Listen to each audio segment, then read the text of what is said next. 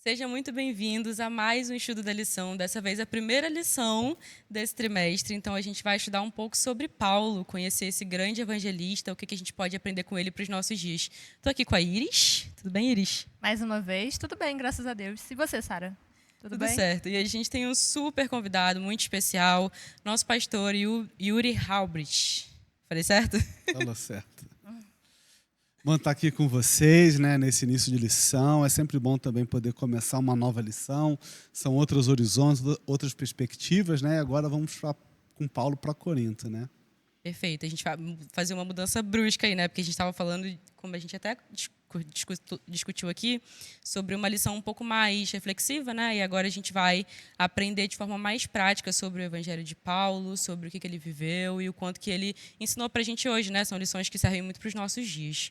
E aí a gente começa na lição de sábado, e aí o verso para memorizar diz: certa noite, Paulo teve uma visão em que o Senhor lhe disse: não tenha medo, pelo contrário, fale e não fique calado, porque eu estou com você e ninguém ousará lhe fazer mal, pois eu tenho muito povo por essa cidade. E aí eu queria te perguntar, pastor, se você pode dizer um pouco para a gente sobre qual que era o contexto aqui que Paulo estava falando e qual que é esse conselho de Deus para Paulo, assim, e se isso serve para a gente hoje. Quando a gente olha para as cartas de Paulo, Corinto era uma igreja trabalhosa. A gente fala que era a igreja problema de Paulo era a igreja de Corinto, porque estava num ambiente muito problemático, um ambiente de portos, um ambiente de prostituição, de devassidão amplamente aceita. E em algum momento parece que a humanidade de Paulo se cansa de ter que lidar com algumas coisas, mas Jesus fala: eu vou fazer uma obra nesse lugar através de você, né? O que eu acho que fica para a gente hoje é que Deus quer que a gente trabalhe no lugar que Ele nos colocou, apesar dos desafios desse lugar. Sim.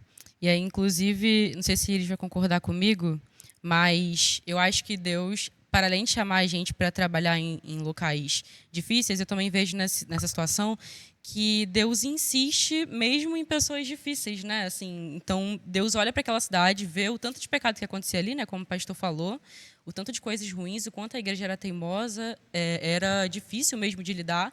Mas ele fala para Paulo: não, Paulo, não desiste, fica aí que eu ainda tenho muito povo nessa cidade. E aí caracteriza como um povo dele, né? Ainda que muitos erros tivessem sido cometidos. Então Deus realmente insiste, por mais que a gente seja insistente em errar, né? É o amor que sustenta isso, acredito, né? O amor que ele tinha por Deus, primeiramente, porque se não fosse esse amor por Deus, ele não teria amor pelas pessoas, não ia conseguir replicar esse amor para as pessoas. E assim a nossa luta constante também com as pessoas do nosso dia a dia, da nossa vida, que a gente precisa estar sempre ali insistindo, porque Cristo está insistindo por elas. E a gente precisa dar esse passo também de insistir por elas, porque isso vai levar à salvação delas, se Deus quiser, em nome de Jesus, é isso que Ele quer, mais cedo ou mais tarde. Também pela nossa insistência em lutar por elas também, né? Levar o evangelho a elas. Exatamente. E aí, nessa lição também de sábado, fala que Paulo trabalhava como fabricante de tendas para se sustentar. E aí eu até tinha dúvida, assim, não sabia que Paulo era uma pessoa que também trabalhava, né? E aí o pastor explicou, queria que você explicasse também agora, que em algum momento ele precisou trabalhar, né, como fabricante de tendas. Sim, essa era a profissão dele. Ele encontra colegas dessa profissão e trabalham juntos em algum momento. Mas Paulo ele insiste para aqueles que vivem do evangelho, aqueles que pregam o evangelho, vivem do evangelho. E foi assim na maior parte do tempo, mas como eu falei, Corinto era uma igreja problema. Ao longo desse trimestre a gente vai ver isso, né? E ele precisou ser socorrido por uma outra igreja, a igreja de Filipos. É uma carta que é curtinha, até vale a pena dar uma lida em algum momento, né, para contrabalancear e entender como andavam as coisas. Mas isso mostra a disposição de Paulo e o chamado, a vocação de Paulo de pregar o evangelho não pelo salário. E o pregar não pelo salário ali o ajudou a ter respaldo de mexer em certas feridas, porque ninguém poderia questioná-lo sobre salário ou rendimentos assim. Ele estava apenas trazendo a mensagem da verdade. Uhum. E aí a lição vai falar que ele trabalhava como fabricante de tendas para se sustentar, mas a sua verdadeira lição era conduzir pessoas a Cristo. E aí hoje em dia, assim, a gente tem uma vida corrida, né? Trabalha, estuda e faz um monte de coisa, mas a gente pode seguir o exemplo de Paulo, que fazia todas essas coisas, que tinha sua rotina, enfim, pessoal, trabalhava, precisava trabalhar, mas o foco dele era ganhar vidas para Cristo, né? Então, que a gente faça as coisas, enfim, meras que a gente tem que fazer, porque, enfim, tem que se sustentar e tudo mais, mas que a gente não deixe o trabalho e as coisas do dia a dia acabar, enfim, dominando a nossa vida e não tire o nosso foco, né? Nosso foco é as coisas do céu, é olhar para as coisas da eternidade, como a gente falou aqui na semana passada. E sermos testemunhas de Cristo. Era isso que a lição passada também estava falando, e Paulo reforça que ele era uma verdadeira testemunha fiel de Deus. E toda a história dele assim nos incentiva muito a realmente, apesar da correria do dia a dia, a gente tirar um tempo para se dedicar para as coisas do Senhor, para trazer pessoas para conhecer ao Senhor. Assim como essa verdade chegou a gente, é nosso dever, não vou dizer obrigação, mas nosso dever, é levar a verdade que chegou até nós, graças a Deus, mas porque pessoas também foram usadas para serem testemunhas, que nos testemunharam do amor de Cristo, e assim possamos também ser essas testemunhas, assim como Paulo foi uma fiel testemunha de Deus. Amém. E aí, pastor, o senhor acha que essa igreja, que é a igreja, né, de Corinto, que é uma igreja difícil, ela acaba se refletindo talvez hoje em dia, assim, a gente encontra dificuldades na igreja, tal qual a gente encontrava, por exemplo, na igreja de Corinto? Sem dúvida, né? Até o próprio autor da lição fala que é difícil que hoje a gente encontre uma igreja tão difícil quanto foi a de Corinto. Mas muito dos seus problemas, né, lutas de ego, lutas de classes, né, a elite que se cuidava e negligenciava as pessoas mais humildes e outros pecados de outras áreas, né, acabam aparecendo não numa igreja um, aparece na igreja outro. Então, acho que ver como Paulo lidou, as argumentações que ele teve, eu acho que serão muito úteis para a igreja do século XXI hoje. Perfeito. E aí a gente chega na lição de domingo, né? Paulo começa as suas cartas se identificando como apóstolo de Jesus Cristo. E aí essa identificação está presente em várias das cartas, inclusive, porque ele tinha uma convicção de quem que ele era e de quem a ele servia, né? Então ele faz a questão de se identificar assim. E aí eu queria perguntar assim, por que vocês acham que Paulo focava muito, enfatizava muito essa coisa nas cartas dele, assim, se era uma questão de repetição para as pessoas entenderem ou se ele realmente se via assim como um apóstolo de Cristo e aí fazia questão de reforçar. Até na primeira pergunta vai dar aqui três capítulos, versículos, enfim, da Bíblia, onde ele reforça essa ideia que ele era um apóstolo de Jesus. E a Bíblia vai usar muito desse recurso da repetição. Então, acredito que era algo que ele levava assim tanto como verdade para a vida dele, que ele fez questão de repetir, porque ele queria deixar isso enfatizado. A missão dele era muito importante para ele. Então, repetir aquilo para que mais e mais pessoas tivessem acesso a esse testemunho que ele dá, né, de ser uma pessoa que acredita, né, que teve o chamado por Deus, que não foi um chamado, aqui a lição vai dizer mais à frente, que não foi um chamado de homens, mas um chamado divino que ele recebeu. Então, eu acho muito interessante ele enfatizar em mais de um versículo, em mais de um capítulo, sobre o pensamento, a identidade dele em Cristo. Você concorda, pastor? Sem dúvida. Paulo era alguém fora de série. Existe até muito debate sobre a questão do chamado, né, de Paulo, porque Paulo ele se considera um nascido fora de época, né, mas alguém fica às vezes pensando, será que quando Judas, dentre os 12 apóstolos, sai, aí a igreja começa a procurar alguém para substituir, procura e faz um sorteio. E é interessante, só que essa pessoa que é a igreja, Matias, se eu não me engano, que foi sorteado pela igreja ele não é mais falado depois nos evangelhos. E o apóstolo Paulo vem. Ele é o 13º apóstolo, mas alguns acham que ele deveria ter ocupado o lugar de Judas como 12º. Por quê? Porque foi o próprio Deus que escolheu. Então, Paulo ele tinha essa convicção, e essa convicção era muito importante para ele, porque ele parecia sentir uma certa culpa da vida passada, das perseguições, do martírio de Estevão. Então, ele procurava trabalhar dobrado, mas isso também era a credencial dele. Por exemplo, aqui em 2 Coríntios 4 e 5, ele diz: a minha palavra, a minha pregação não consistiram em linguagem persuasiva de sabedoria, mas em demonstração do Espírito e de poder, para que a vossa fé não se apoiasse em sabedoria humana, e sim no poder de Deus. Então, Paulo, ele não era exatamente o pastor da igreja de Corinto. A igreja de Corinto admirava outros pregadores. Se eu não me engano, o que ele mais admirava era Apolo. Mas Paulo falava, a minha credencial é Jesus Cristo, o Espírito Santo e a demonstração de poder. Então, era o que ele cria em si mesmo, mas também eram as credenciais que ele apresentava. E aí, inclusive, em 1 Coríntios 15, do 5 ao 7, acho importante a gente ler, diz assim, e apareceu Cefas e depois aos 12, depois foi visto mais de 500 irmãos de uma só vez, das quais a maioria sobreviventes até agora, porém alguns já dormem. Depois foi visto Tiago, mais tarde todos os apóstolos. Paulo, ele foi uma das pessoas, inclusive, que Jesus apareceu depois de ter morrido, né? Então, como você falou, acho que Deus escolheu Paulo de verdade assim para essa missão. Acho que Paulo foi a pessoa que pregou para várias pessoas ao mesmo tempo. Eu acho que mais até do que os discípulos, né? Tipo, pegou para muita gente diferente, que entendia as coisas de forma diferente. E você pregar para alguém que entende tudo de forma diferente, tem uma cultura totalmente diferente, porque os judeus, eles de alguma forma conheciam a Torá, né? Pelo menos eles seguiam aquele evangelho lá, enfim, a lei de Moisés e tudo mais. Não entendiam que Jesus era o Salvador, mas tinha algum tipo de contato ali com o Pai, né?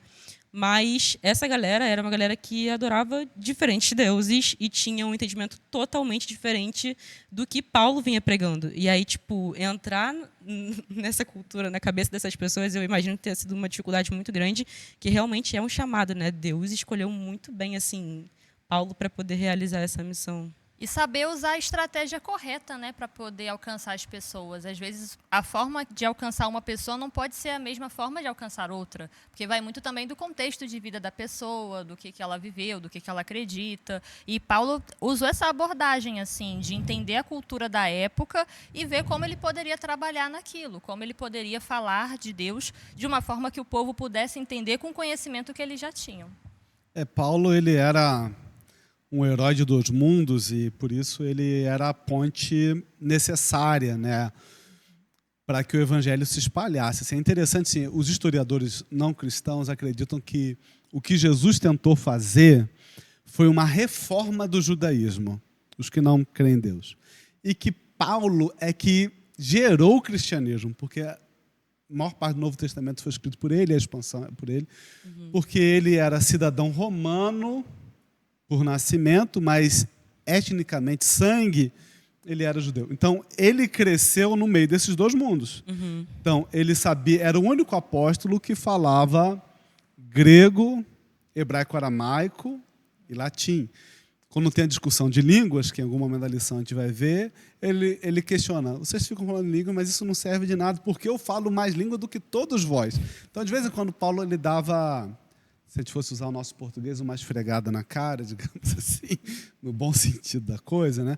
Mas Paulo era o único entre os apóstolos que tinha de nascença ou de criação a mentalidade do mundo hebreu e do mundo romano, e foi o perfeito tradutor, dentro das possibilidades humanas, dos oráculos divinos do povo hebreu judeu para a mentalidade do Império Romano. Então, ele foi um apóstolo necessário, escolhido a dedo por Deus.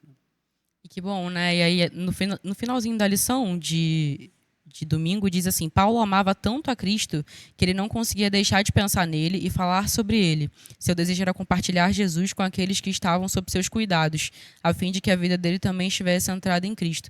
E aí essa lição, esse verso, né, me chamou a atenção de que Paulo ele refletia a Deus, mas ele entendia que as pessoas estavam a cuidado dele, né? Então, tipo, hoje a gente vê os nossos irmãos aqui e a gente precisa entender também que a gente tem um chamado, tal qual Paulo, de cuidar mesmo, assim, dar conselho, assim como Paulo deu, de advertir nas horas que tem que advertir, como Paulo advertiu.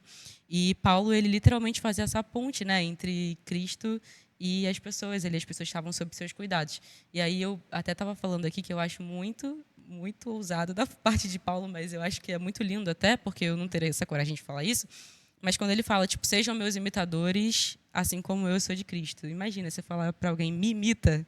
Isso é muito pesado, porque imagina, se você errar, você está levando as pessoas a errarem também. E assim, o tanto que eu erro, eu não falaria isso para alguém. Mas Paulo, ele tem essa coragem de falar, sejam meus imitadores como eu sou de Cristo. Então, é uma carga que ele tem muito grande de realmente pastorear, né? Eu acho que Paulo foi meio que um aspecto de pastor, né? Sem dúvida, a gente vê num episódio que Atos narra que foram os exorcistas judeus expulsarem um determinado demônio e falar o nome do Jesus que Paulo prega, né? E o demônio falou, eu sei quem é Jesus e quem é Paulo, mas vocês quem são? Ou seja, o nome de Paulo assim foi uma conversão tão sincera que o inferno tremeu, assim. Ele pregava tanto a Jesus Cristo e tinha uma vida tão próxima de Cristo que ele foi uma dor de cabeça para o Sinédrio, para o Império, né? Ou seja, a condenação dele veio do próprio imperador romano, que, digamos, que o próprio inferno, entre aspas, sentiu falta de alguém assim nas suas fileiras, assim, né? Então a gente tem que ter uma devoção, uma piedade tal qual de Paulo, que o lado das trevas se lamente de nós termos escolhido o lado de Cristo, né? A gente tem que chegar nesse nível um dia, né? Nossa. Amém. É um desafio, realmente. Um verdadeiro desafio. E aí finaliza com uma pergunta, acho que a gente pode discutir também. Paulo foi chamado para ser apóstolo. Qual é o seu chamado e como você sabe que essa é a sua vocação? Se você acha que não tem nenhum chamado, que pode estar errado na sua caminhada com Deus? É uma pergunta que você também pode responder nos comentários, tá bom? Pode colocar aí. Mas qual que você acha que é o seu chamado, Iris? Eu tenho uma dúvida, assim, agora que me veio na cabeça, pastor. O senhor acredita que chamado é algo que a pessoa tem um dom para fazer? Algo que a pessoa já tem uma aptidão natural? Ou pode ser algo que a pessoa gosta, se sente bem fazendo? Não sei se deu para entender. Eu acho que sim, eu acho que dom e chamado são diferentes, mas eles podem se correlacionar. E também é a questão de aptidão ou de gosto, né? Muitas vezes o seu gosto é o seu dom, às vezes em forma de gema bruta que nas mãos de Deus vai ser lapidado, né? Muita gente que acha que não tem dons, às vezes tem um dom. Às vezes aquela pessoa que está em casa, que cozinha bem, acha que não prega, que não canta, que não dá um estudo, né? Às vezes a própria culinária dela, ou o prazer de receber pessoas, a Bíblia diz que alguns hospedaram anjos sem saber, né?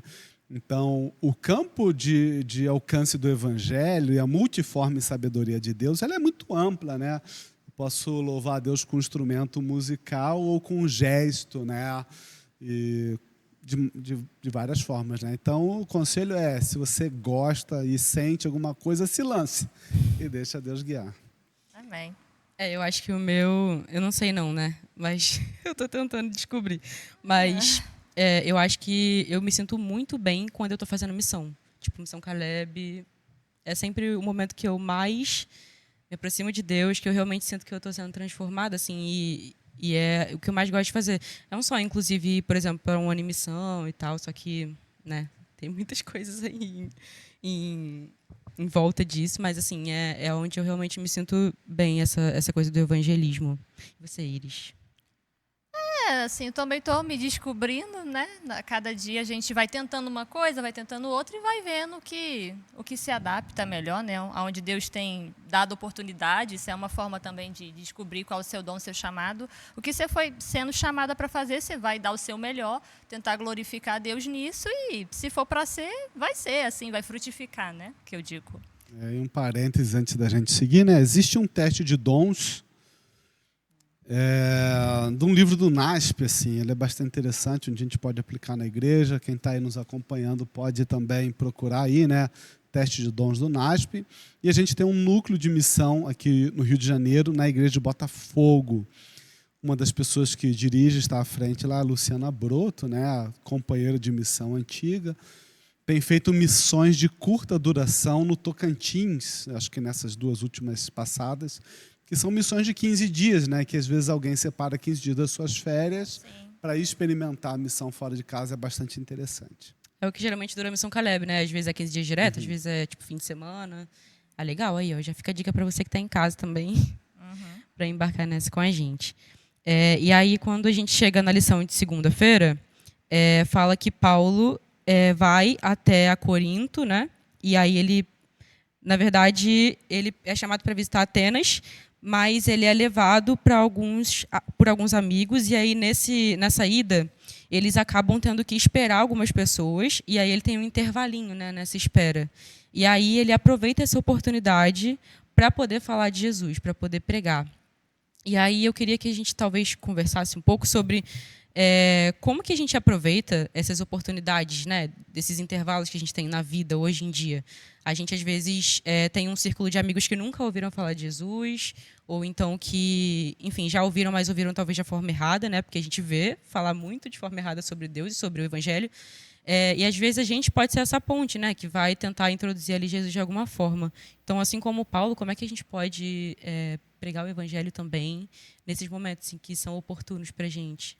Paulo deixou esse exemplo, esse testemunho de que toda oportunidade ele usava para pregar. Até antes da gente começar a filmar aqui, a gente estava conversando sobre isso. Como hoje em dia parece que é raro as pessoas terem esse senso de missão, de vou aproveitar cada oportunidade para falar de Jesus. Uma vez eu vi uma irmã falando que sempre que ela tem a oportunidade de falar, às vezes, sei lá, com um entregador de compra dela, não sei, uma pessoa que está atendendo ela, o porteiro do prédio dela, ela diz que ela sente assim que ela tem que falar porque vai que a última oportunidade que aquela pessoa tem de ouvir de Jesus, não sei, ela pode morrer depois dali, ou ela morrer e não ter contado sobre Jesus. Então, achei isso muito bonito, porque é um senso de missão que a gente tem que ter na nossa vida, de pensar que a gente pode ser instrumentos de Deus para levar o Evangelho a quem não conhece, ou quem sabe é uma pessoa que está afastada, que até teve o conhecimento da palavra, mas por algum motivo hoje se desviou, enfim, isso não vem ao caso, mas fica realmente essa reflexão, né? Como a gente pode estar levando a palavra, né, usando de oportunidades, de momentos, para poder pregar o Evangelho de forma, não só de pregar, de falar, mas de ser o Evangelho nas nossas atitudes também. Eu acho que há muitas maneiras. Eu acho que vocês, meninas, têm uma vantagem em relação a mim, né? O pastor, ele acaba sendo embaixador visível de um reino, né? E isso cria um bloqueio, digamos assim.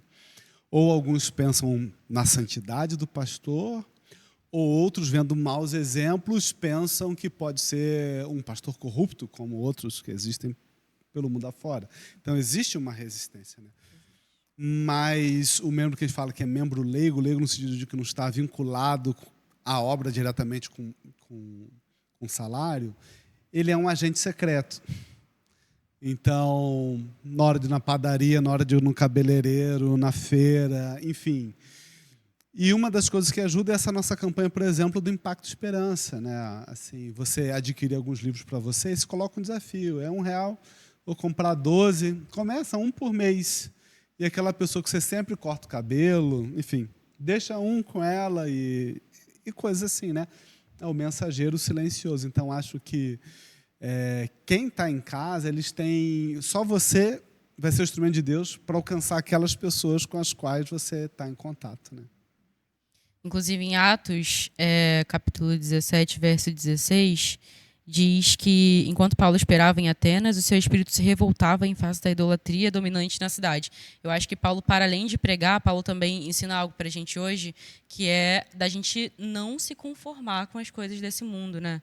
Porque Paulo, ele vai tocar em várias feridinhas que incomodou muita gente, como a gente já falou aqui, e que realmente ninguém falava contra, assim, todo mundo meio que seguia ali no automático, né, as coisas que estavam acontecendo, idolatria e um monte de outras coisas mais, sem se revoltar e sem se indignar. E eu acho que Paulo, ele vem para ser essa pessoa que vai bater assim de frente com várias coisas. E hoje a gente vê muita coisa errada acontecendo e muitas vezes a gente prefere ficar quieto, prefere, sabe, tipo, não se pronunciar sobre, mas é justamente o chamado que Paulo teve, né, e que talvez seja bom para a gente hoje ser essa pessoa corajosa, esse cristão corajoso que vai se revoltar contra as coisas ruins que estão acontecendo no momento, né? A Bíblia fala sobre você falar com ousadia e com autoridade sobre o Evangelho. E a gente só consegue ter essa ousadia e autoridade orando muito, com certeza, mas também tendo conhecimento das Escrituras. E Paulo era esse homem sábio que tinha assim um rico conhecimento. Então, até a palavra de Deus vai dizer, né, que o povo perece por falta de conhecimento. E às vezes a gente vai para o campo de batalha, para o campo missionário, melhor dizendo, sem estar preparado, sem estar com as armas espirituais preparadas para poder debater com pessoas que às vezes também têm bastante conhecimento, não esse conhecimento teológico, né, cristão, bíblico. Então a gente precisa estar preparada também para falar com todo tipo de pessoa e tocar em algumas feridas também, se for preciso, como Paulo fazia. Na lição, inclusive, de segunda também, aí eu queria perguntar para o pastor, assim, que é uma dúvida minha mesmo. Paulo, ele começa a pregação dele nas sinagogas, e aí ele começa ali com o povo judeu, e aí depois ele vai expandindo, assim, né? E aí fala que ele seguiu a estratégia de que a pregação deveria ser pregada primeiro para os judeus e depois, enfim, expandida conforme Jesus orientou os apóstolos.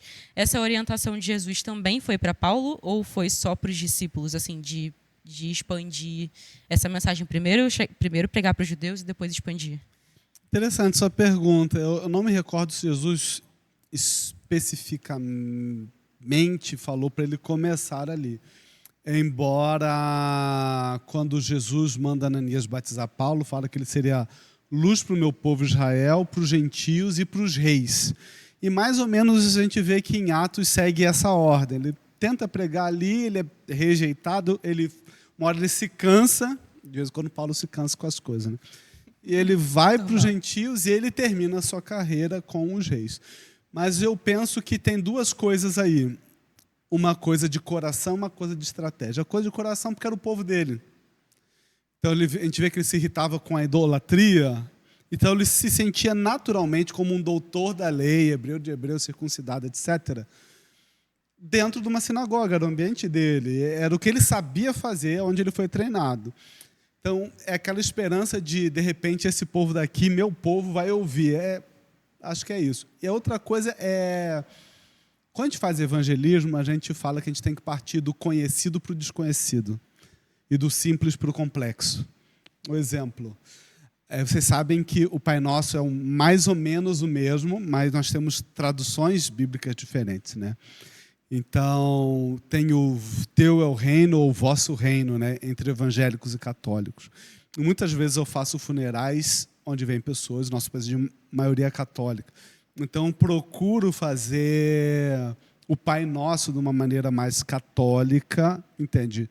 Em vez de teu ou usar o vosso, né, e dos devedores, o que nos ofendeu, porque eles vão seguir esse ritmo e depois eu consigo puxar para a gente. Então, a gente tem que, assim,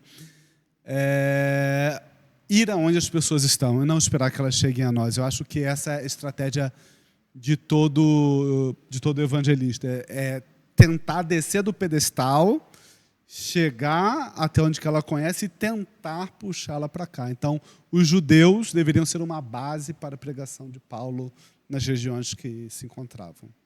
Interessante, né? Porque hoje em dia, às vezes a gente tenta pregar para a galera que é mais próxima da gente, ou até quem está na nossa casa, né? E às vezes acontece a mesma coisa que aconteceu com o Paulo, assim, é a galera que mais tem um tipo de rejeição, assim, né? E aí, tipo, para a galera um pouco mais distante, eu acho que esses ensinos funcionaram, né? Enfim, criou igrejas e teve vários discípulos, mas essa tentativa, é interessante saber que essa tentativa pode ter sido realmente por uma coisa, tipo, não, essa aqui é a minha casa, eu vou pregar primeiro para cá, né? E entender que a casa dele não recebeu ele, assim, muito bem. Então, é difícil mesmo, é dura essa vida cristã. Deus, ele chama a gente para receber alguns nãos, né, também. Vai fazer parte do processo. A gente vai receber alguns nãos, vai dar de cara na porta, às vezes as pessoas vão tentar, enfim, te desanimar, assim como fizeram com Paulo, mas é um chamado, né? E aí, quando a gente, assim como Paulo coloca Cristo como prioridade, entende qual que é a nossa missão e a nossa relação com Cristo, a gente acaba tendo forças aí para continuar. E mesmo com essas dificuldades, ele ainda conseguiu alcançar algumas pessoas, mesmo sofrendo toda essa repreensão, pela sociedade que vivia ali, que estava muito envolvida com idolatria, com prostituição, como a gente vai ler também mais para frente, mas ainda assim ele conseguiu alcançar pessoas. Então, assim, dá uma esperança para a gente que mesmo a gente vivendo também um contexto difícil nos dias de hoje, com muita informação, com muita desinformação, melhor dizendo, principalmente sobre as Escrituras, mas a gente pode sim também ser como Paulo, que conseguiu ganhar pessoas mesmo numa sociedade tão difícil, tão corrupta como aquela, e que não se difere muito, não se distancia muito da que a gente vive hoje, não é mesmo? E aí, eu acho que a gente falou até um pouco sobre isso, mas aí a lição de terça-feira vem falar sobre por que Paulo escolheu a cidade de Corinto, né, para ser uma cidade ali em que ele iria pregar e tudo mais. Queria saber, assim, pastor, por que você acha que a cidade de Corinto foi um lugar onde Paulo decidiu ir e pregar e escolheu como cidade para poder falar do evangelho? Quando a gente olha Atos, a gente vê que Deus vai dirigindo as coisas meio que até a contragosto dos apóstolos, às vezes. Mas Corinto, ele tinha uma característica especial, porque ele fica num istmo, assim, na geografia, assim, a parte norte da Grécia e a parte sul da Grécia se conectam pelo istmo de Corinto. E as navegações eram muito difíceis em mar aberto, né? Então, para os comerciantes que vinham do que antes eram colônias gregas, o que hoje é Turquia, e para chegar à Itália, eles contornavam toda a Grécia, mas eles podiam passar através de Corinto e economizar muitos dias de viagem, porque ela tinha um porto que ligava os dois mares. O mar Adriático, se não me falha a memória ali, que liga para a Itália, e o mar Egeu, que vai pegando ali aquela região da Grécia, indo depois ali até a Turquia. Então, era uma espécie de canal do Panamá primitivo, vamos chamar assim, né? Então, a Grécia ela ficava na ponta que ligava o Império do Ocidente e do Oriente, o latim e o grego, né? As culturas antigas e as culturas latinas. Então, era um vai e vem de muita gente, uma região portuária. Então, o evangelho pregado ali, não apenas para os habitantes da cidade, alcançaria também os turistas, os marinheiros, que iam acabar replicando essa mensagem ao mundo, né? E, inclusive, eu acho que por conta desse vai e vem, né, que você falou, existiam muitas pessoas de diferentes religiões, né, um pluralismo religioso. E aí, Paulo, ele escolhe estar nesse lugar, e aí, imagino que tenha sido um desafio, né, porque imagina, você lida com gente de tudo quanto é canto, e de tudo quanto é pensamento. Então, Paulo foi realmente muito, muito certeiro, né, de ter escolhido Corinto, assim, porque é realmente o povo que estava precisando ouvir da mensagem. E a lição vai dizer que Corinto era um lugar muito próspero financeiramente, mas que também tinham questões aí, né, relacionadas a vários deuses, também a pluralidade de deuses. E isso era algo que Paulo repudiava, assim como todo cristão deve repudiar a idolatria, porque a gente crê que só há um Deus que deve ser adorado, que deve ser seguido, e as pessoas estavam com essa mente bem assim, como é que eu posso dizer, bem confusa sobre o que é a verdade e acreditando na primeira coisa que talvez eles foram ensinados, talvez não tinham, né, outra pessoa, um outro Paulo aí para poder disseminar esse conhecimento que ele tinha. Eu queria saber assim o que o pastor acha sobre toda essa diversidade que eles tinham na época de idolatria, de deuses, enfim, que eles seguiam. Acho que era muito difícil para ambos os lados. Os judeus já tinham uma diáspora grande, né? Então a gente vê que Paulo sempre vai na sinagoga, tenta arrumar alguém ali para criar uma equipe local e evangelizar. Mas quando a gente lê os escritos do Império Romano, os judeus eram tidos como um povo estranho e problemático. E para eles, todo cristão era judeu. Era tipo, o cristianismo era uma seita de dentro do judaísmo, porque tinha os mesmos hábitos e porque a maioria dos primeiros seguidores era judeu. Era a única cultura que tinha um Deus que era adorado sem estátuas. E que tinha um códice de santidade e vida. Quando a gente olha, por exemplo, César Augusto, vocês sabem, ele era sobrinho adotado como filho de Júlio César. E Júlio César foi assassinado, né? Ele era o cara mais popular de Roma. E o sobrinho, ninguém meio que dava nada por ele, mas ele foi um cara muito crânio, enfim. Mas, para resumir, quando ele conquista a República e transforma em império, ele adora a deusa da paz e o deus da guerra ao mesmo tempo. Na nossa concepção monoteísta, judaico-cristã ocidental, isso parece contraditório, adorar a paz e a guerra. Mas no mundo greco-romano, os deuses eram uma religião de troca de favores. Eu quero sabedoria, ou boas navegações, ou sorte no amor e tal. Eu vou naquele templo, ofereço o que o sacerdote pede, mas quando eu desço das escadarias do templo, a minha vida segue como se nada daquilo importasse. Então não era exatamente uma devoção exclusiva, né? Esse exclusivismo é próprio do monoteísmo e não é da cultura deles. Então, eu lembro de algumas lições de missão, né? Antes de ir para a Índia, por exemplo, né? Quando vai evangelizar, os primeiros missionários, você vai evangelizar e fala: qual é o seu Deus? Meu Deus é esse. Qual que é o seu? O meu é Jesus. Então, qual é desses aqui? E abria-se um leque. Então, o cristão não aceita o Jesus ser mais um, ou Deus ser mais um, e nem estar acima de tudo, né? Porque eles tinham Zeus ou Júpiter acima de tudo. Não é uma religião hierarquizada. É ele, se não for o primeiro, não é mais ninguém, como diz a música, né?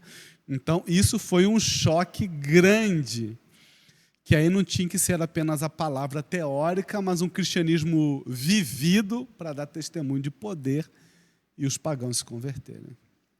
Perfeito. E aí, no finalzinho dessa lição de segunda, diz: o que podemos aprender a partir da atuação missionária de Paulo em Atenas e Corinto sobre aproveitar cada oportunidade para anunciar o evangelho? Pense nas oportunidades que você tem para compartilhar Jesus e como utilizá-las. Não, desculpa, eu acho que eu estou lendo a lição errada. É de terça Pera que aí. a gente está lendo. Desculpa, vou ler a lição de novo. Vou ler a pergunta de novo, a pergunta de terça.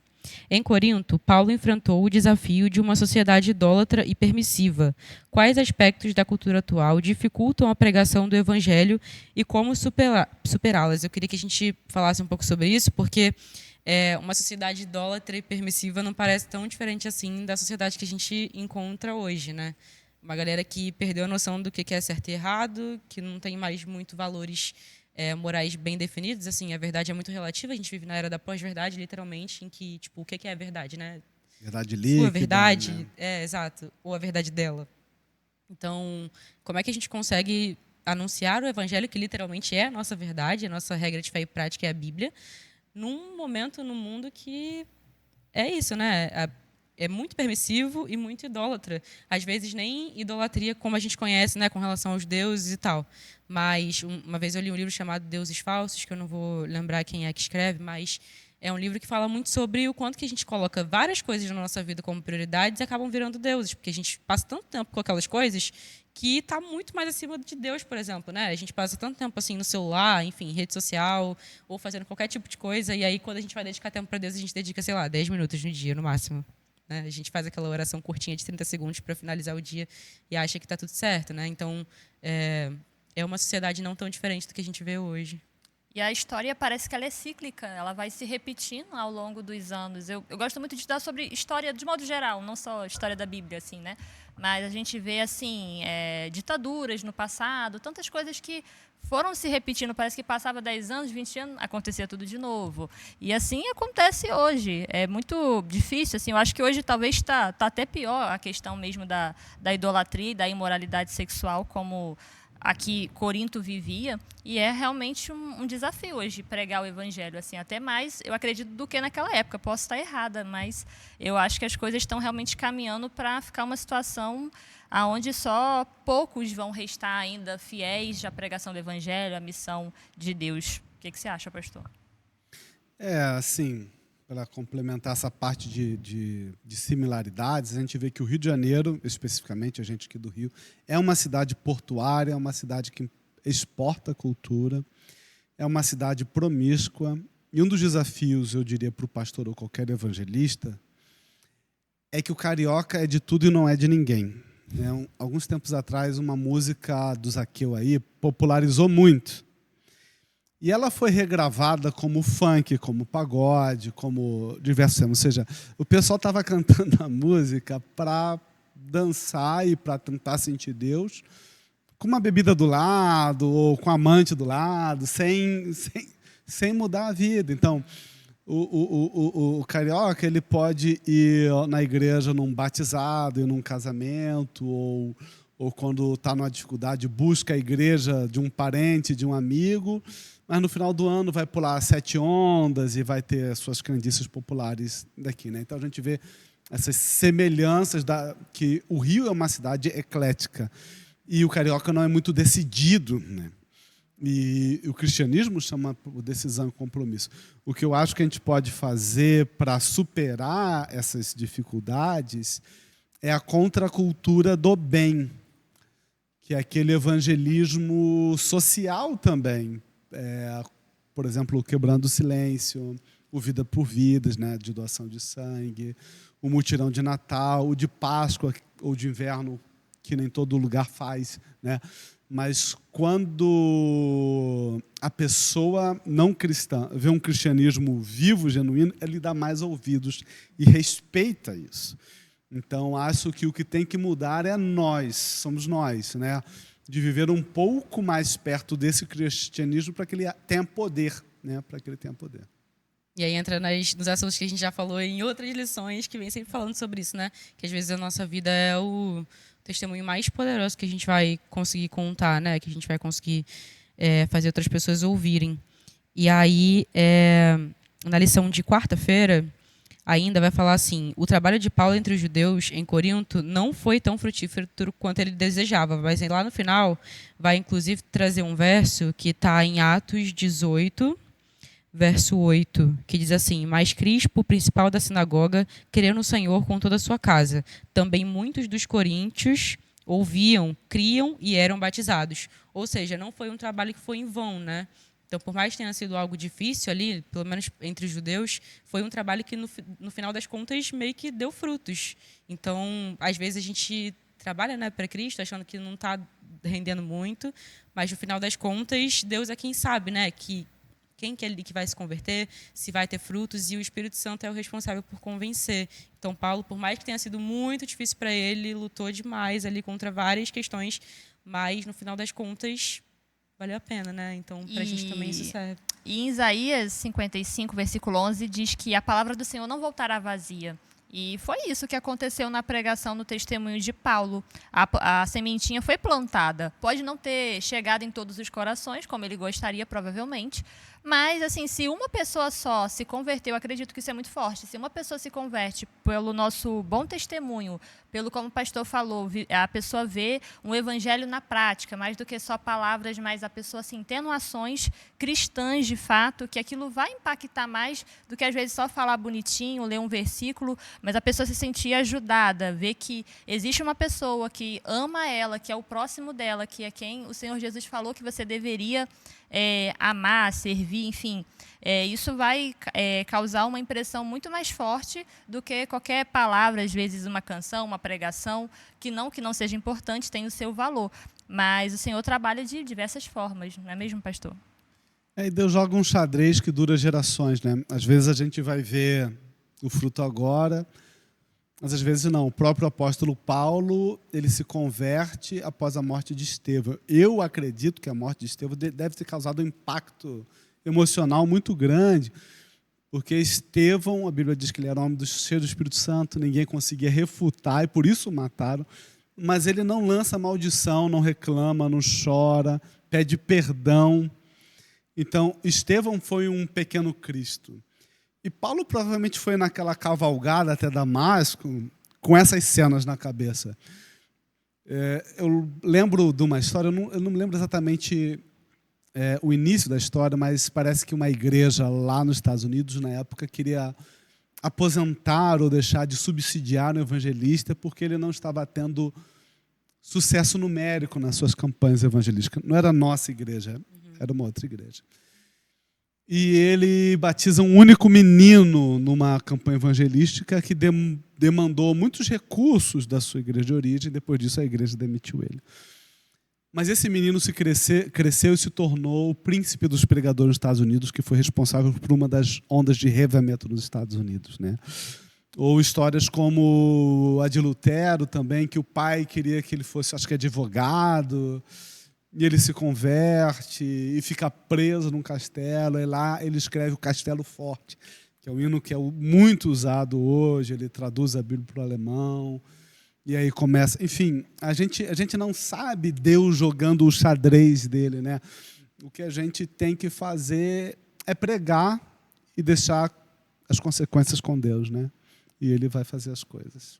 Com certeza. E aí a lição traz uma pergunta, pede para a gente ler Atos, capítulo 18, 9 e 10, que diz assim: Teve Paulo durante a noite uma visão em que o Senhor lhe disse: Não temas, pelo contrário, fala e não te cales, porquanto eu estou contigo e ninguém ousará fazer-te mal, pois tenho muito povo nessa cidade.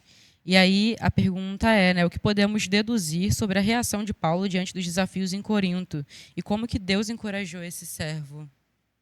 Quando a gente vê os versos anteriores, é Paulo cansado de novo. Paulo chega uma hora que a humanidade cansa, ele fala: estou limpo do sangue de vocês, eu vou embora, vocês vão se ver com Deus, se vira sozinho. Mas ele também era um homem que tinha um coração aberto para Deus e falar: Paulo, não é por aí não, né? Então eu acho que essa lição vai falar para a gente que às vezes a gente tenta pregar em casa, não consegue, é rejeitado e tal. Eu acho que essa rejeição faz parte, essa porta na cara faz parte. A gente precisa se encontrar com Deus em oração para que Deus revele os seus propósitos, para que nos dê a sua misericórdia, né? Para que a gente olhe para as pessoas com o olhar de Jesus e tente de novo, né? Então, se Paulo teve desafios, que dirá nós, mas ele também deixou o exemplo de persistência que a gente tem que seguir, né? Eu acho que foi muito bom assim o que Deus fez para ele, porque veio assim, essa visão veio no momento que ele mais precisava, no momento que ele mais estava desanimado. Eu acho que seria assim um grande privilégio para a gente se a gente nesses momentos de desânimo que a missão vai causar, porque como o pastor falou, a gente vai receber não, vai receber muita porta na cara, a gente recebe assim esse carinho, esse acalento do Senhor de pensar assim que Ele está cuidando de tudo, que a gente tem que fazer a nossa parte e Ele vai fazer a dele. A gente não sabe assim os planos do Senhor. Tudo pode mudar a qualquer momento também. Às vezes a gente desacredita que uma pessoa pode se converter e às vezes aquela pessoa vai ser que lá na frente mais vai dar exemplo, mais vai dar fruto. Então a gente não sabe do dia de amanhã, a gente não sabe do futuro. O futuro pertence ao Senhor e Ele está cuidando de tudo lá, assim como está cuidando da gente também aqui no presente. Com certeza. Inclusive, no finalzinho vai falar que Jesus disse, né? Tenho muita gente nessa cidade. E esse verso, ele me chamou a atenção porque... hoje em dia, Deus também deve ter muita gente, enfim, na cidade que ainda não ouviu falar dele e que precisa, né? E aí, tipo, Paulo foi esse instrumento que levou a mensagem para eles, mas hoje também Deus ainda tem várias pessoas que estão precisando ouvir, o povo dele, né? Que ele escolheu e que ainda não teve essa oportunidade e que só está esperando isso aqui para poder entrar para a igreja. É uma galera que Deus...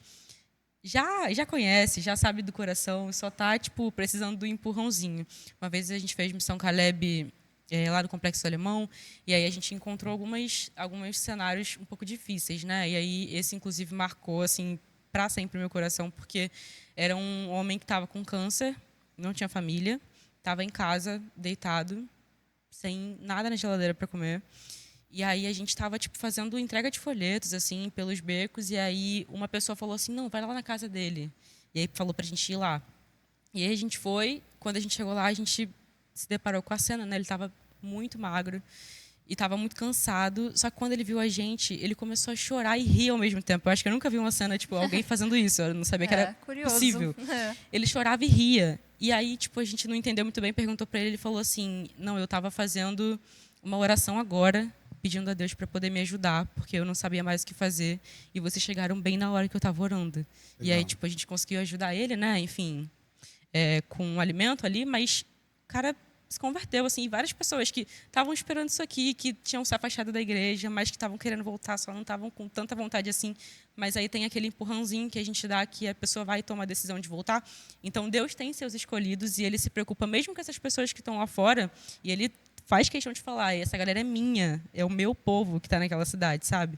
Então, a gente também tem que se preocupar, porque e não só achar que os dele estão aqui dentro, né? Exato. Isso, na verdade, é um grave erro, né? E a verdadeira motivação de Paulo é porque Paulo podia se aborrecer com os coríntios, né? Mas ele amava o Senhor que amava os coríntios. Então, Deus falou meio que, Paulo, volta, porque ainda tem gente lá, né? E isso fala muito de amor das almas, né? John Knox, pregador ali na Reforma, né? Tem uma oração registrada dele que falou assim: Senhor, dá-me a Escócia, senão eu morro. Então, esse tipo de intercessão, Senhor, me dá almas para eu salvar, me dá pessoas para eu trabalhar, né? Essa é a alma do evangelista que a gente precisa aprender a ter. Exato. E aí a gente chega na lição de quinta-feira.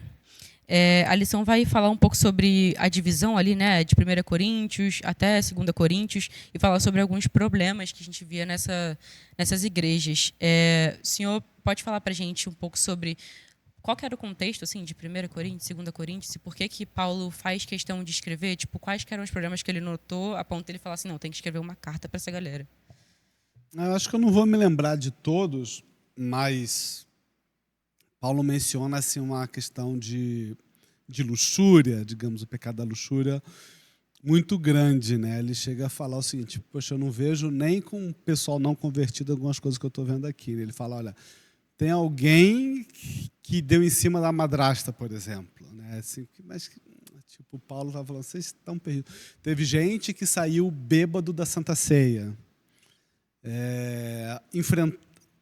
enfrentava a autoridade apostólica, né? Então, assim, eles estavam na igreja, vivendo na igreja, mas fazendo o que queriam por causa daquela mentalidade greco-romana que eu vou lá, peço, dou alguma coisa, ganho aquela coisa e aquilo não muda a minha vida. E eles continuavam, seja, quem era ladrão, e quem tinha tal pecado era tal pecado. Então, Paulo ele teve que ir abordando coisa por coisa. Outro problema que a gente vê ali em Paulo era a questão dos dons, né? Que ele vai abordar os dons no capítulo 12, ele vai abordar a unidade da igreja no capítulo 11 e a Santa Ceia. Ele vai abordar outros pecados no capítulo 10, comparando com a história de Israel. No capítulo 15, sobretudo, ele aborda o dom de línguas, porque já naquela época, alguns estavam entendendo que o dom de línguas eram não idiomas, mas fala em êxtase, sem estrutura verbal, sem palavras que se pudessem colocar no dicionário, e ele veio puxando isso. Na verdade, desde o capítulo 12 ele vem trabalhando isso, né? O capítulo 13, que é o capítulo do amor, é uma resposta a essa questão dos dons. Ele fala, eu vou mostrar para vocês um caminho mais excelente. Ele fala do amor genuíno, ou seja, eu posso fazer algumas coisas, e ele fala, né, eu seria como o ferro que soa ou o sino que tine. Só que é o sino que tem que soar e é o ferro que tem que tinir. Ou seja, eu posso estar na igreja e fazendo coisas ao contrário do que tem que estar na igreja, né? Então, ele fala que a entrega tem que ser total, baseada no amor verdadeiro a Cristo. É isso que vai transformar a igreja, né? Seja de Corinto ou seja a nossa hoje. E em 1 Coríntios, como o pastor falou, capítulos 1 a 6, o apóstolo aborda os problemas que tinham, que eram o quê? Divisões, imoralidade sexual, ações judiciais entre irmãos, prostituição. Além disso, Paulo recebeu uma carta com perguntas específicas em 1 Coríntios 7:1. Sua resposta ocupa o espaço do capítulo 7 em diante. As perguntas estavam relacionadas a casamento, divórcio, celibato, alimento de comidas sacrificadas a ídolos, conduta no culto, uso dos dons espirituais, como o pastor falou, e má compreensão sobre a ressurreição. Então as pessoas estavam precisando assim de uma direção, né? Porque estava todo mundo querendo fazer o que quer, o que dá na telha, e não dá, né? Eu acho que gira muito em torno do compromisso que o pastor falou aqui. Que as pessoas, às vezes, ali em um momento cede, aceita, mas não muda completamente, não busca essa transformação diária que o cristão deve viver, que a nossa vida é isso, é uma santificação dia após dia, melhorando um pouquinho ali, um pouquinho aqui, e assim a gente prossegue. E a lição vai falar também que a igreja era problemática e imatura.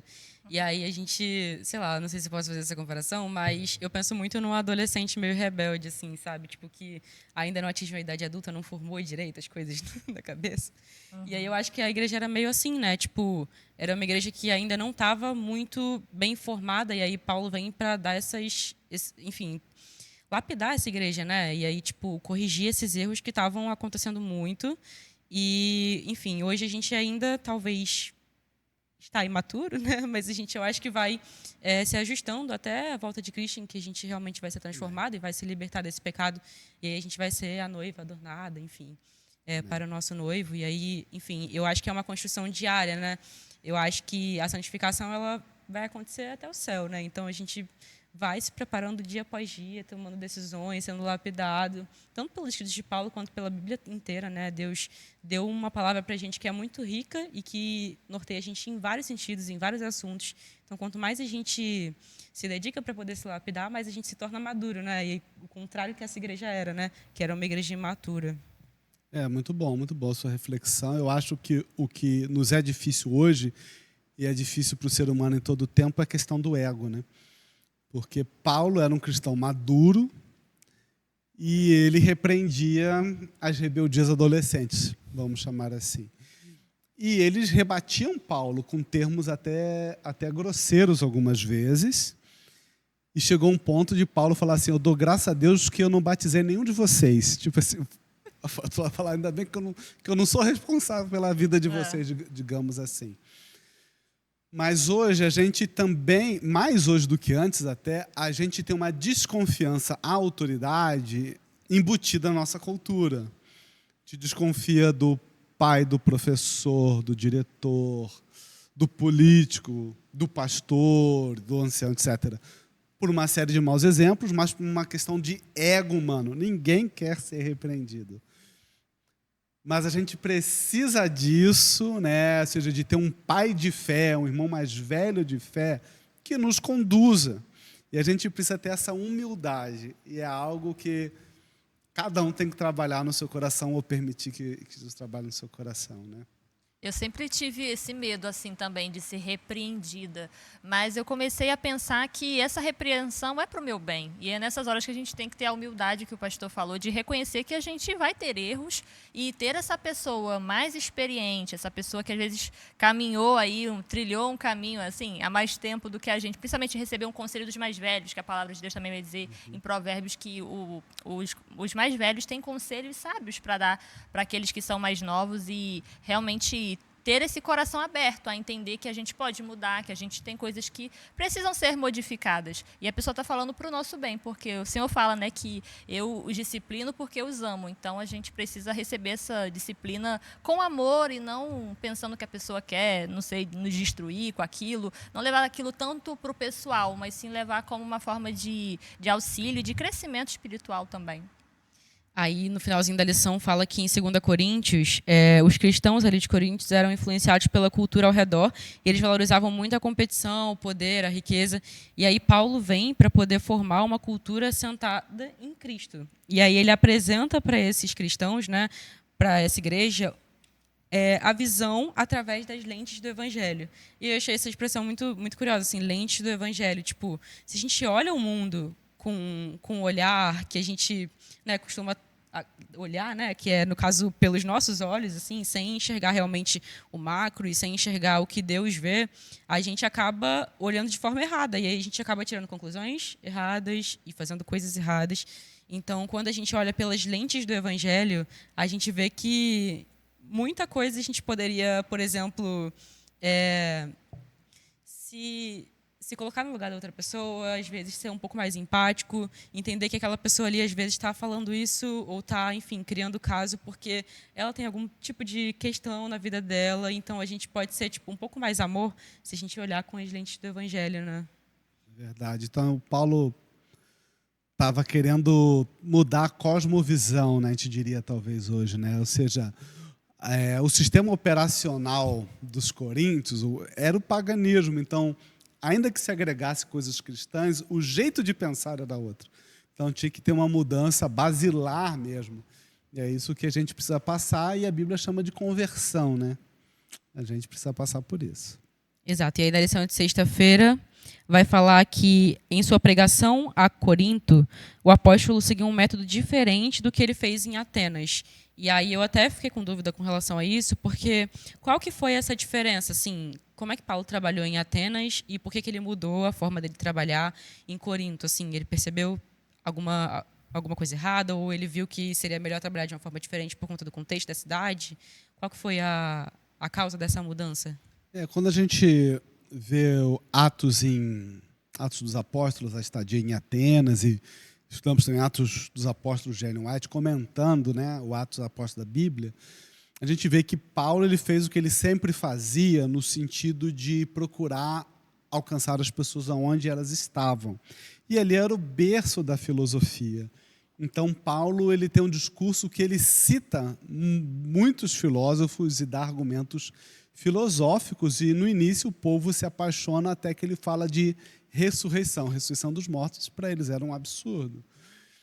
Só que o povo estava lá para ouvir a filosofia, e muitos acabaram entendendo que era mais uma filosofia, e a vida seguiu. Houve um núcleo que batizou e que se converteu, mas o nível de sucesso assim foi menor do que em outras ocasiões. Então, parece que ele entendeu que não adianta também só falar para as pessoas aquilo que elas já estão acostumadas a ouvir, falar dentro do seu ambiente, porque senão a gente vai ser sal no saleiro, assim, né? A gente vai ser redundante nas nossas explicações. E Paulo decidiu que para uma cidade tão promíscua, idólatra e difícil como Corinto, a única solução é Jesus Cristo, e não argumentos de sabedoria. Ou seja, não vou me basear na ciência, na filosofia, na educação formal, eu tenho que apresentar Cristo e Ele crucificado, né? Então, Paulo partiu para uma mensagem centrada diretamente em Cristo.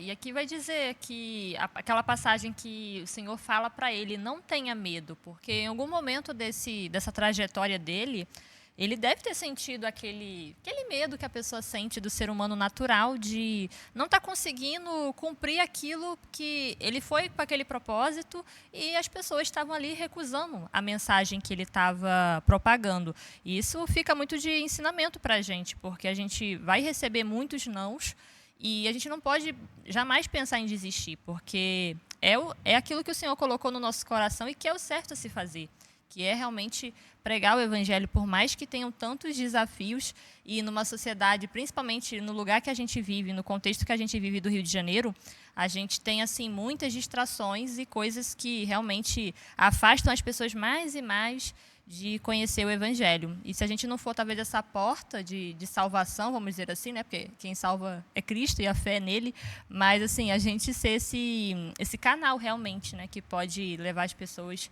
para conhecer a Cristo. E aí, na lição de sexta, inclusive, tem um verso de Ellen White que está em A Vida de Paulo, que diz assim: está registrado que Paulo trabalhou por 1 ano e 6 meses em Corinto, seus esforços, porém, não se limitaram exclusivamente àquela cidade. Ele transformou Corinto em sua base, várias igrejas foram assim plantadas, a ausência de Paulo das igrejas sob seus cuidados era parcialmente suprida por correspondências cheias de palavras poderosas e impactantes, que costumavam ser recebidas como a palavra de Deus. Essas epístolas eram lidas às igrejas. Então, era uma autoridade que Paulo tinha gigantesca, né? Porque as pessoas olhavam para as palavras do que ele falava, para os conselhos dele, e entendiam que aquelas eram as palavras vindas de Deus. Então, quão forte Paulo foi, o quão semelhante a Cristo Paulo foi, para as pessoas realmente entenderem que tudo que ele falava era vindo de Deus, assim, era iluminado por Deus, né? Sim, e a dedicação dele, o Espírito Santo na vida dele fizeram isso, né? Ou seja, um campo que era difícil e trabalhoso. Eu acho que foi a igreja ou a cidade que Paulo ficou mais tempo na jornada, num lugar só.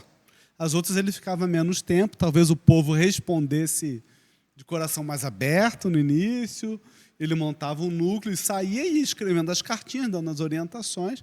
Paulo teve que gastar um certo tempo, mas depois ele conseguiu firmar o seu pastoreio, seu ministério, sua autoridade, e possivelmente muitos daqueles que causaram problemas no início, né, através dessas cartas, um tanto que duras, tenham se tornado parte da equipe de Paulo, de alguma maneira, né?